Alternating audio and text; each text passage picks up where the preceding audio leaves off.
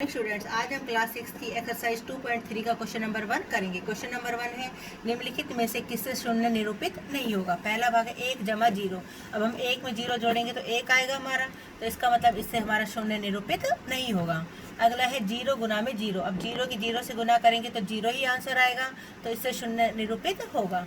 अगला है 0 बटे में 2। अब 0 की अगर हम किसी भी संख्या से भाग दें तो हमारा आंसर 0 ही आता है। अगला है 10 घटा में 10 बटे में 2। अब 10 में से 10 घटाया तो कितना होगा 0। अब 0 बटे में 2, तो अब 0 की 2 से भाग करेंगे तो आंसर हमारा कितना होगा 0, तो इससे भी हमारा शून्य निरूपित होगा।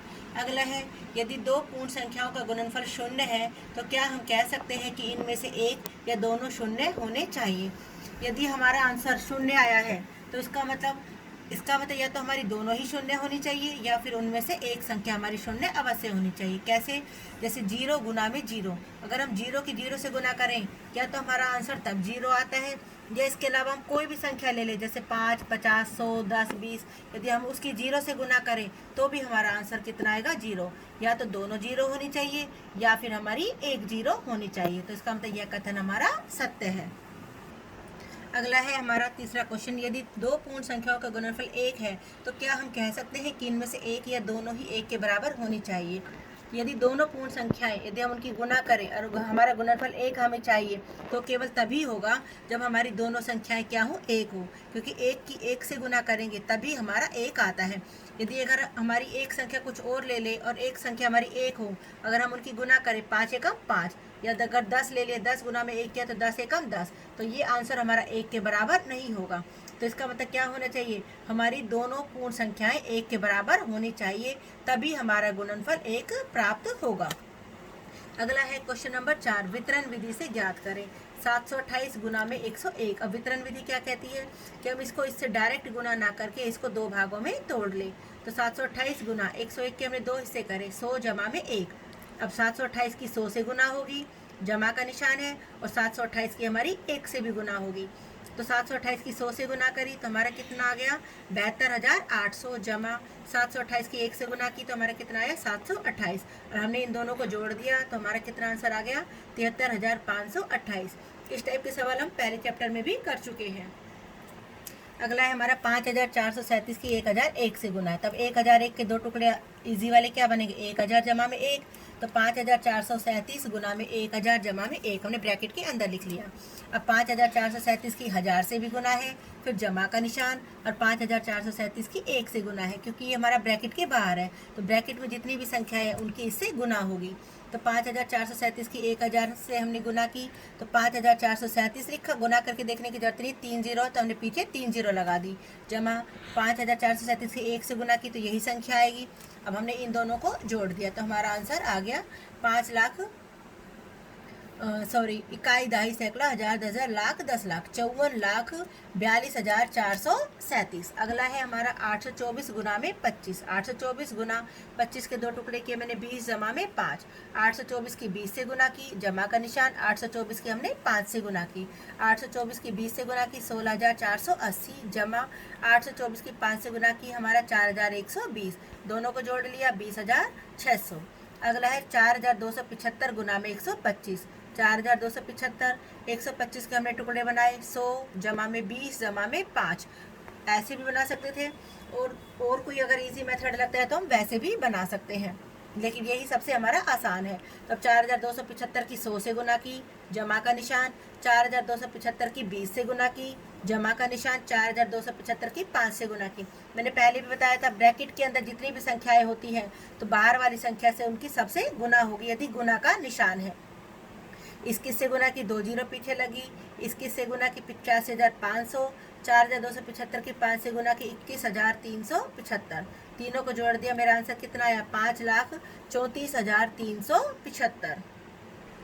यदि हम इसके दो ही टुकड़े बनाते 100 जमा में 25 तो वो हमारा बड़ा हो जाता, इसलिए मैंने 25 को भी दो भागों में तोड़ लिया, 20 जमा में 5।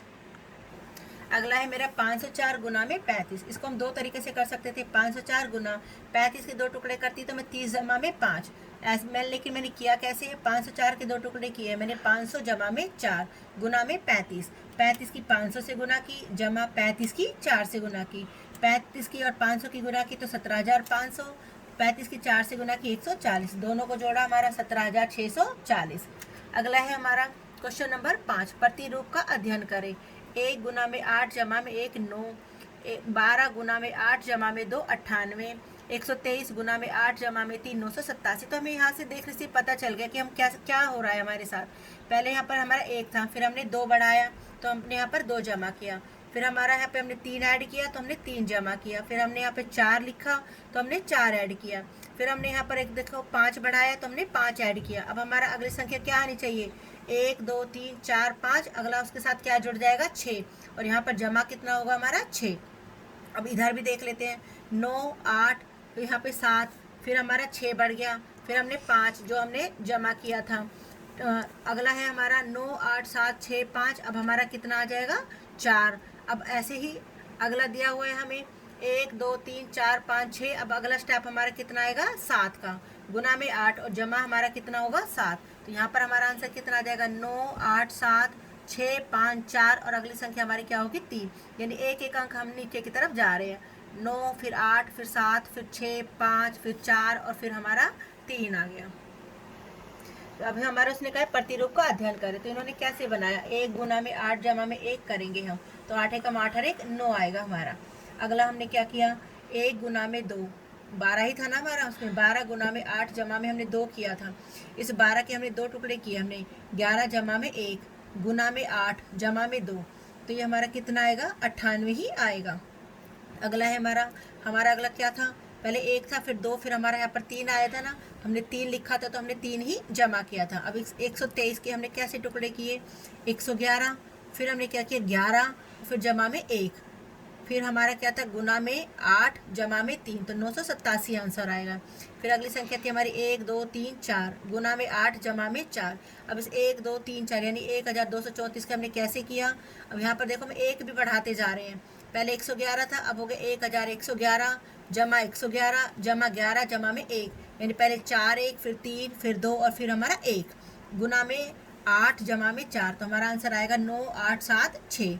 अगला हमारी यहाँ संख्या थी 1 2 3 4 5, गुना में 8 जमा में 5 किया। अब इस 12,345 के क्या करेंगे, हमारे ये 5 डिजिट हो चुके हैं, तो 5 बार 1 फिर 4 बार 1 फिर 3 बार 1 फिर 2 बार 1 फिर 1 बार 1, वही गुना में 8 जमा में 5। यदि हम इन सबको सोल्व करते हैं तो हमारा आंसर आता है 9 8 7 6 5। तो इसमें हमारे इस प्रतिरूप का प्रयोग किया गया है।